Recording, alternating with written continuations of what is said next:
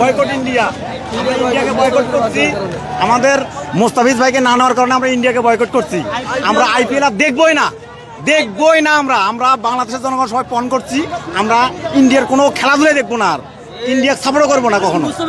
মুস্তাফিজ যে সেটা দেখে দিল রংপুরকে জিতাইয়ে, ঠিক আছে। ও যে এখন ভালো খেলোয়াড়, তার প্রমাণ সে লাস্ট বলে কত রান লাগতো, লাস্ট ওভার 10 রান লাগতো, সে দেখেন কিভাবে বল করে তার দলকে জিতা নিল। ইনশাল্লাহ এইভাবে আমাদের প্লেয়াররা এইভাবে জিতবে, এইভাবে থাকবে, অন্য অন্য জায়গায় খেলবে। ইন্ডিয়া যাবে না, আর আমরাও ইন্ডিয়া যাবো না। India boycott. ভাই মুস্তাফিজ অসাধারণ পারফরমেন্স ভাই, আমরা কলকাতা এবং ভারতকে বয়কট জানাই। যে পারফরমেন্সটা দিয়েছে ভাই মুস্তাফিজ লাস্ট ওভার 2 ওভার, কলকাতার কিন্তু পিচ বালা ভাই, মুস্তাফিজে ফের ঠিক থাকলো না। কিন্তু এখন যে পরিস্থিতি তারা বয়কট করছে, তারা লস ভাই। এখন যারে নি বল পাতিরা না ভাই, যতক্ষণ না এই পিচও পাতিরা না পারতো না, মুস্তাফিজে এই পিচও বালা হলো না কলকাতার পিচও। 9 কোটি আমরা টেকা লাগে সিলেটি মানছে দিলাইবে,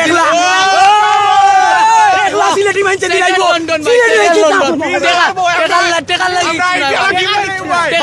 ভাই। কিন্তু বাংলাদেশের কিং হইলে ভাই Fizz, Bangladesh one of the best. India জ্বালাই